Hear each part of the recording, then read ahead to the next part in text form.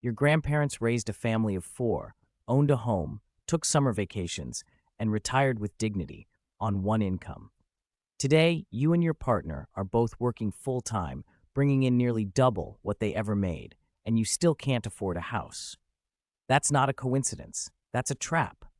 And in the next 30 minutes, I'm going to show you exactly how it was built, why almost nobody talks about it, and what you can actually do about it. Because the answer isn't what most financial gurus are telling you. My name is John, and this is the most important video I've made about money. Stay with me. Before we get into this, I want you to do something for me. I want you to picture two families. Not hypothetical ones, real ones. The kind you could find in any American neighborhood. The first family lives in 1965. The father works at a manufacturing plant, comes home at 5, sits down at the dinner table with his wife and 3 kids. They own a modest home, not a big one, but it's theirs. They've got one car in the driveway. Every summer, they pile into that car and drive to the lake, maybe camp for a week. Nothing fancy, but they're not stressed about it. The mortgage gets paid, there's food in the house, and at the end of the year, there's a little bit of money left over that goes into savings. One income, a complete life. Now, picture the second family. They live today. Both of them are working, decent jobs, not minimum wage. Their combined income is probably 2, maybe 3 times what that 1965 family ever made when you adjust for the times. And yet, they can't buy a house. They're arguing about money every other week. The credit card balance keeps creeping up. Childcare is eating almost an entire paycheck. They're tired all the time. They feel behind, and they can't figure out why, because on paper, they're doing everything right. Now here's the thing that broke my brain when I really sat down and thought about it. The second family isn't poorer because they're lazy, or irresponsible, or making bad decisions. They're poorer because of a chain of economic events that nobody warned them about. Events that started the moment dual-income households became the norm in this country. And once you understand this chain, the way you see money, housing, time, and your career will never be the same again. We're going to go through this piece by piece. We're going to talk about what the single-income middle class actually looked like, and the big lie that's hidden inside that story. We're going to talk about what changed and why. We're going to talk about the specific economic forces that turned a second income from an advantage into a necessity.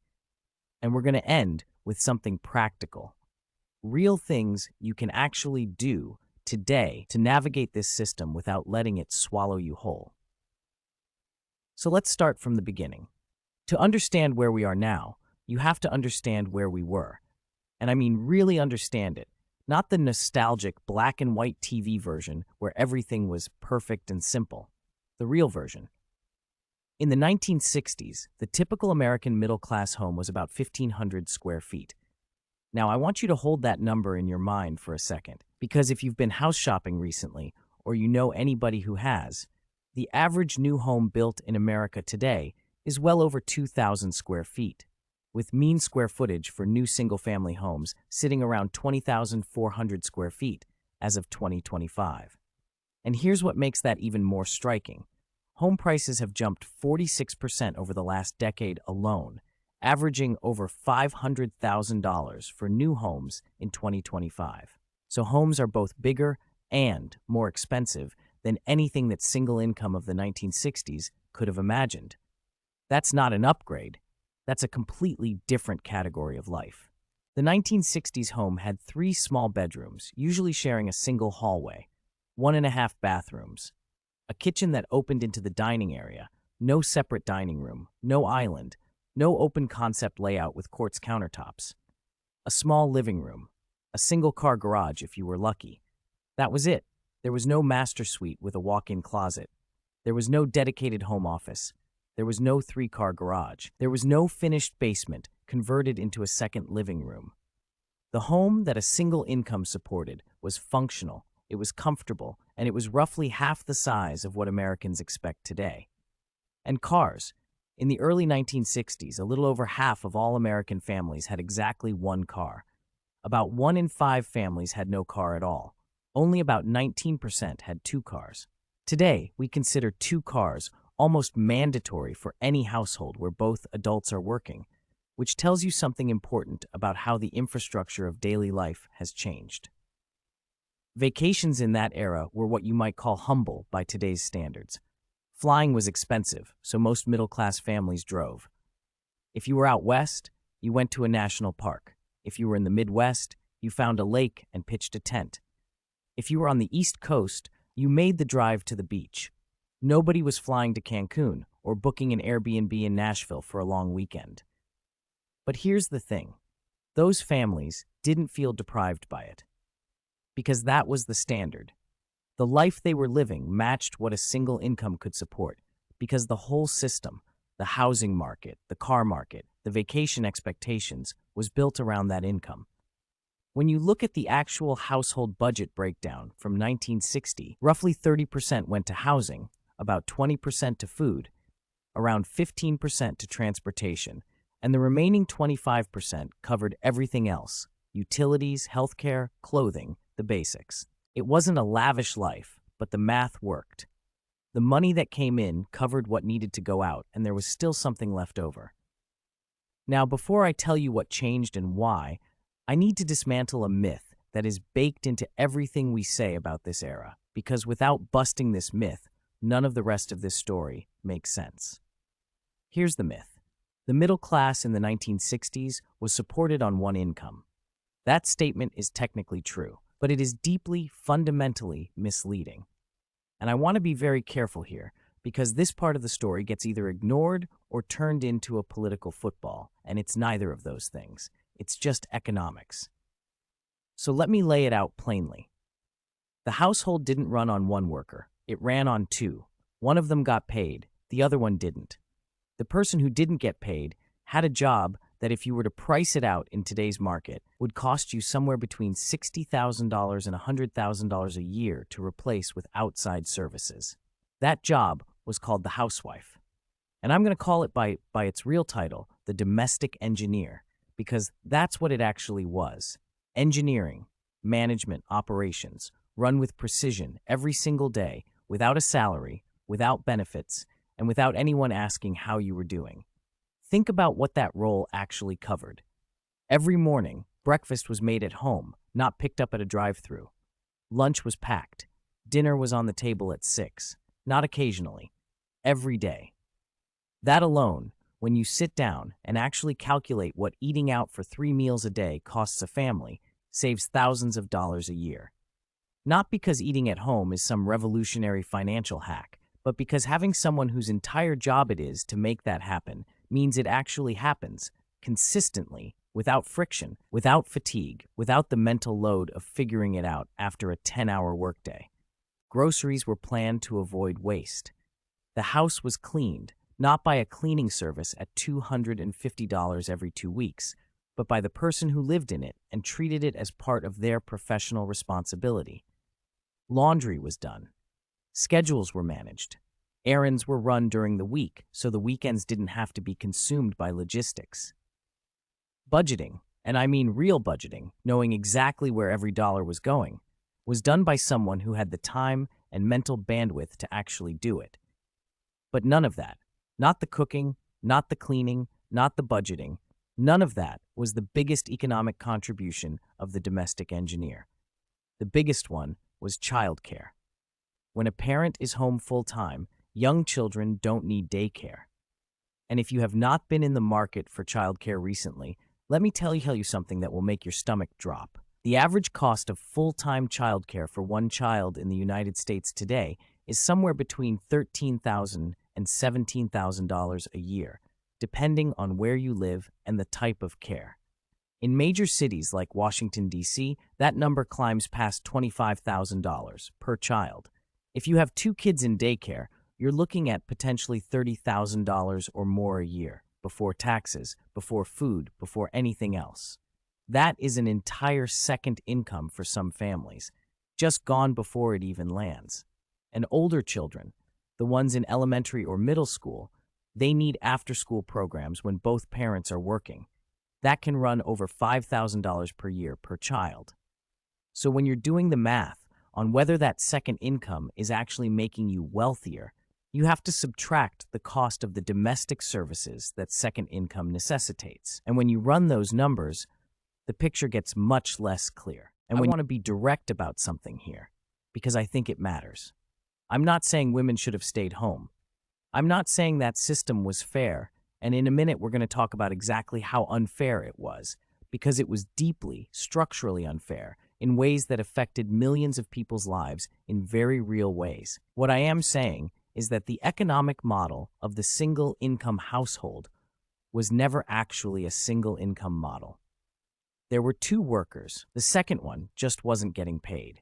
And when we talk about why life feels so much more expensive today, we cannot have an honest conversation about it without accounting for the fact that the unpaid labor that held that system together has now been either outsourced for money or simply left undone. Both of those outcomes cost something. One costs money, the other costs time, stress, and relational stability. The single-income middle class didn't work because money went further. It worked because of a combination of modest expectations, low consumer prices calibrated to that income level, and an enormous amount of unpaid labor that absorbed costs the market now charges you directly for. Now let's talk about why that system changed. Because it had to. The financial logic of the domestic engineer role, as real as it was, came with a cost that no economics textbook will ever fully capture. If only one person earns the income, then the other person is financially dependent on them. Full stop. And that financial dependence was not a small inconvenience. It was the architecture of an entire power structure. Think about what that actually meant in practice. The man's role was considered the important one, the productive one, even though, as I just walked you through, both people were doing essential work. But because one of them had the income and the other didn't, one of them had power and the other didn't. If she wanted to buy something for herself, new shoes, a book, a small thing for the house, she had to ask. Because it was, legally and practically speaking, his money. She had no independent financial identity. Her financial existence was entirely mediated through her husband. And the structure of their work was wildly unequal in a way that doesn't get talked about enough. His job had a start time and an end time, 9 to 5. There were evenings, there were weekends, there was a distinction between work and not work. Her job had no such boundary. The house needed to be run all day, every day. Children didn't stop needing care at 5 o'clock. There was no clocking out from the domestic role. She was always on. But here's what really drives this home for me, and I think about this a lot because it wasn't ancient history. Prior to 1974, a woman in the United States did not have the legal right to open a checking account, access credit, or take out a loan without the explicit approval of a man, her husband, her father, or her brother. 1974. That's not the Middle Ages. That is within living memory. That means that if your grandmother is in her 80s today, she was a grown woman, a wife, maybe a mother, before she had the legal right to her own bank account. Think about what it actually means to live without that. To be an adult in a country where you cannot independently access money, cannot build credit, cannot borrow to start a business or survive a crisis without getting permission from a man. That was the legal reality of being a woman in America less than 55 years ago. So when women began entering the workforce in larger numbers, first during World War II when the men left and someone had to keep the economy running, and then again through the 60s and 70s as the women's movement started to challenge these structures in law and in culture. This wasn't just a lifestyle shift. It was people demanding to exist as full economic participants in their own country. The Equal Pay Act of 1963, the Civil Rights Act of 1964, which made it illegal to discriminate in hiring on the basis of sex. The Equal Credit Opportunity Act of 1974. These weren't radical demands. They were the most basic requests imaginable. Let me have a job, pay me the same as the man next to me, and let me open a bank account. And as more and more women entered the workforce, as dual-income households became more common, something happened to the economy. Something that wasn't intentional, wasn't malicious, wasn't anyone's fault specifically, but something that changed the financial reality of the middle class in ways that are still playing out right now, today, in your life and mine. This is where the economics get really interesting. And I want to slow down here because this is the part that most people either skip over or get wrong. And if you understand this, you'll understand something about housing, about prices, about why life keeps feeling more expensive no matter how much you make, that most people never figure out. Here's the basic principle. In a market, prices are not determined by what things cost to make. They're determined by what people are willing to pay. And what people are willing to pay is directly tied to how much money they have. So let's play this out. Imagine two families looking at the same house. It's listed at $200,000. Both families have roughly the same budget. One bids $200,000. The other bids $202,000 and gets the house. Fine. Normal market dynamics. Now imagine that one of those families gets a second income. Their household income essentially doubles. Now they can comfortably bid $210,000, $220,000. They've got more room to work with. They outbid the single-income family. The single-income family loses. If that single-income family wants to compete in this market, they need to find a way to bring in more money. And the most direct way to do that? A second income. Now scale that up to an entire society.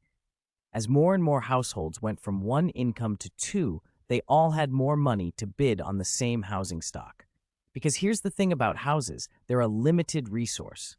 You can't just make more land. You can't print more San Francisco neighborhoods or suburbs of good school districts. Supply is constrained. So when demand goes up, when suddenly millions of households across the country have significantly more purchasing power, prices go up. Not a little, a lot. And the numbers tell that story in a way that's hard to ignore. As of early 2026, the median U.S. home is selling for around $403,000, still more than $74,000 above where it was just 6 years ago in 2020, representing a 22% increase in 6 years alone. And new homes? The average new home now sells for over $500,000. Think about that. The median price of a new home in this country is $500,000. That is not a market that was calibrated around one income. And then something insidious happens. Once prices have adjusted upward to reflect dual income purchasing power, the second income stops being a competitive advantage. It becomes the baseline, the floor. If you're a single income household trying to buy a home in a market where prices have been set by two income households, you are not competing on a level playing field. You are at a structural disadvantage that no amount of budgeting or frugality can fully overcome, because the price wasn't set based on your income. It was set based on someone else's. This is something I think about a lot, because it explains why so many people, smart, hardworking people, who are doing everything right by any reasonable standard, still feel like they're falling behind on housing. It's not because they're doing something wrong. It's because the price was set for a household configuration they might not have, or might not want to have, or might not be able to sustain. And housing wasn't the only market this happened in. It happened, to varying degrees, everywhere that demand from higher household incomes could push up prices on constrained supply. College tuition, childcare, healthcare, neighborhoods with good schools. The things that middle-class families have always competed for, the inputs to a decent life, all of them got more expensive as the pool of money available to bid on them grew larger. What started as an advantage became an expectation, and then it became a requirement. The second income didn't make life more affordable. It gave the market permission to charge more. Now here's where the story gets even more layered, because the rise of dual-income households didn't just push up existing prices. It created a whole new category of expenses that simply didn't exist before. When both adults are working full-time careers, you need two cars. Not one, two, because you're leaving for work at different times, coming home at different times, potentially commuting to different places. That's two car payments, two insurance policies, two gas budgets, two sets of maintenance costs. Before you've bought a single grocery item, your transportation overhead has more than doubled. If both people are professionals, and increasingly, the dual income model is only financially viable if at least one of those incomes is a professional one, then you might have two sets of student loan payments. Professional clothes for two people. continuing education, certifications, industry memberships. The cost of maintaining two separate career tracks inside one household is not trivial. And then there's the time pressure. When both people are working full-time, not just clocking in and out, but actually working, with meetings and deadlines and the mental load of their professional lives, there is no time left for all the things that a domestic engineer used to take care of. So those things get outsourced. Meals get ordered rather than cooked. A cleaning service comes every other week. Laundry gets dropped off. Grocery delivery gets scheduled because nobody has the bandwidth to walk the aisles on a Tuesday evening after a 10-hour day. None of these things are frivolous. None of them are the latte that some financial influencer is going to tell you to give up. They are the cost of maintaining functional daily life when the operational infrastructure of the household, the role that used to be someone's full-time job, no longer has anyone to fill it. And the data on eating out reflects exactly this shift. Americans are now spending more of every food dollar on restaurants and delivery than at any point in recorded history. 2023 marked an all-time high, with over 55% of all food dollars going to eating outside the home.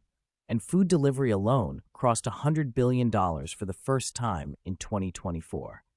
That is not a cultural preference. That is the natural result of two exhausted people coming home and having nothing left in the tank to cook. And then there's childcare. I mentioned it before, but I want to come back to it, because this one number alone reshapes the economics of the dual-income household more than almost anything else. Somewhere between $13,000 and $17,000 a year per child for full-time daycare. And in cities like Washington, D.C. or Boston, that number can run $20,000 to $25,000 or more. If you have two children, you could easily be spending $30,000 a year on childcare before you've paid rent, bought food, put gas in the car, or done anything else. Some families are paying more for childcare than they pay for their mortgage. And here's the brutal irony. If one parent's income is modest, after you subtract childcare costs, taxes, transportation, professional expenses, and the cost of outsourcing the domestic work they no longer have time to do, there is sometimes almost nothing left. The second income, on paper so significant, can net down to almost zero in practice. This is not a theoretical problem. This is a mathematical reality that millions of American families are living right now. And it is one of the most important and least discussed financial dynamics in this country.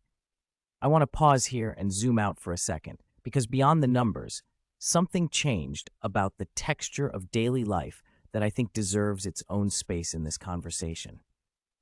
When you live a life without a domestic engineer, without anyone whose full-time job is managing the operational complexity of the household, you're not just spending more money, you're living differently, in ways that are harder to quantify, but just as real.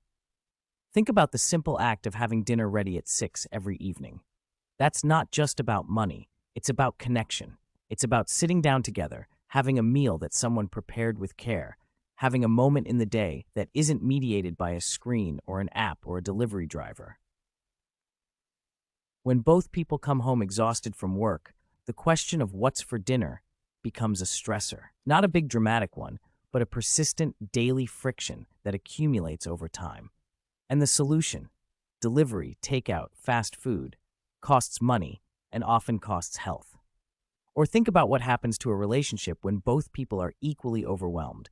When both people come home depleted and there is still a household to manage, children to attend to, logistics to coordinate, and no one whose job it is to absorb any of that load, the friction between two people increases. Here's the place we've arrived at, and I call it the point of no return, because once you see it clearly, you understand why going back isn't simply a matter of choice. The entire structure of modern American economic life is now calibrated around two incomes. Housing prices, as I described earlier, are set at levels that generally require dual-income households to access. Childcare costs are built on the assumption that both parents are in the workforce. The tax code, until relatively recently, provided minimal support for single-income households with children. The geographic spread of work, the length of commutes, the cost of transportation infrastructure, all of it was designed for a world where you need to get two people to two different places every single day. But it goes beyond the hard financial infrastructure. The expectations have shifted too. The average new American home today is over 2,000 square feet. It has a master suite, multiple bathrooms, an open kitchen, a finished basement. Two-car garages are standard. A vacation that once meant driving to a nearby lake now often means flights, hotels, and destinations that cost what a working-class family used to earn in a month. The consumption standard, the baseline definition of a middle-class life, has inflated enormously in parallel with and partly because of the additional income available to fund it. And once you've built your life to that standard, once you have a mortgage size to two incomes, a car payment on each vehicle, a childcare arrangement, a set of outsourced services that make your current lifestyle manageable, you cannot simply decide to drop an income and have everything be fine. The obligations are locked in. The expenses are fixed. You have no room to maneuver. And this vulnerability cuts deep. Because when one income disappears, not by choice, but by layoff, by illness, by any of the 1,000 things that life doesn't ask your permission before delivering, it doesn't just create a temporary gap. It threatens the entire structure. Because the structure was built without slack, built for perfect conditions, built assuming that both engines stay running forever. What I find most striking about this is how few people see it clearly while they're in the middle of it. You're making more money than your parents ever did. You're doing everything the system told you to do. Get the education, get the job, get the partner who also has a job, buy the house, have the kids. And at the end of all of that, you're more financially fragile, more time poor, more stressed, and less secure than a family in 1965, with one income and a modest house. Not because you failed, but because the game changed while you were playing it, and nobody updated the rulebook. Okay, I'm John, and I don't believe in spending 30 minutes laying out a problem without spending real time on what to do about it. So let's close this out with the things that actually move the needle. Not generic personal finance advice, but principles specifically calibrated to the world I've just described. The first and most important thing I can tell you is this. The big three are where the game is won or lost. And the big three are housing, transportation, and food and childcare. Every financial content creator in the world wants to talk to you about lattes, about subscriptions, about the small daily expenses that feel like they add up, but in the grand scheme of your monthly budget are noise. The reason they talk about those things is because they're easy to talk about. Cutting your gym membership doesn't require difficult decisions or major life changes. But here's the reality. Housing, transportation, food plus childcare, those three categories account for somewhere between 50 and 60% of the average American household's budget, not the margins, the center. And those expenses aren't flexible month to month the way a gym membership is. Once they're locked in, they're locked in. So, the window where you can actually influence them is before you commit, not after. What this means practically is that the most important financial decisions you will ever make are the ones about where you live and what you buy to live there, what you drive and how many vehicles your life requires, and how you structure childcare if you have or plan to have children. Get those three right, or at least thoughtfully considered, and you have the room to breathe. Get them wrong, or let the system make those decisions for you. Let the real estate agent show you the top of your price range. Let the car dealer put you in the nicest thing you qualify for, and you will spend the next decade trying to claw back oxygen from a budget that was designed with no margin. The second thing I want you to sit with is this. Every day, you are choosing between saving money and saving time. And both of those are legitimate values. Neither one is wrong. But you have to choose deliberately because the system is very, very good at getting you to trade money for time in ways that feel necessary and are actually optional. And even better at getting you to make that trade automatically without ever pausing to ask whether it's the trade you actually want to make. Cooking at home versus eating out. Doing your own yard work versus paying someone to do it. Driving somewhere versus having it delivered. Cleaning your own house versus hiring it out. None of these are moral questions. They are resource allocation questions. And if you are on a tight budget, you have more time than you have money, which means you can recapture a surprising amount of financial margin by reclaiming some of those tasks. If you are on a loose budget, your time might be worth more than the money you'd spend to outsource things, which means paying for convenience is a rational choice. But most people never make this calculation deliberately. They just drift into a pattern. And the pattern, more often than not, has been shaped by marketing, by social comparison, and by the path of least resistance, not by an honest assessment of what they actually need and what they actually value. The third thing, and this is the one I feel most strongly about, so I want to say it clearly, is this. Design your own life, or the system will design it for you. And the system is not designing it with your well-being in mind. It's designing it to maximize your consumption. Every signal you receive from the market, advertising, real estate listings, car commercials, the house your neighbor just bought, the vacation photos on your social media feed, every single one of those signals is pushing you toward a larger home, a newer car, a more expensive lifestyle, a consumption standard that requires 2 full incomes minimum, that has no buffer for error or illness or desire for something different.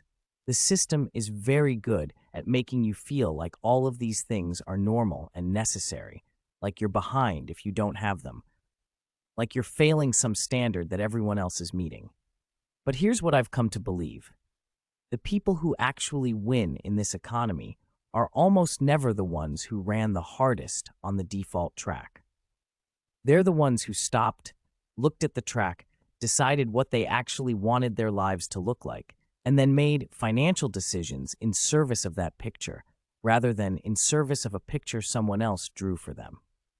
Like your smaller house in the right location, one reliable car instead of 2 new ones, a career structure that creates time instead of just income, a life that can sustain a single income if it ever needs to, not because 2 incomes are bad, but because fragility is dangerous.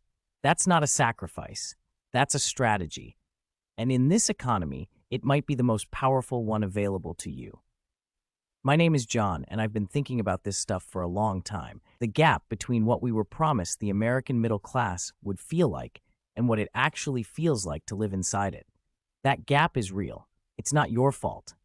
But understanding it is the first step to not being controlled by it.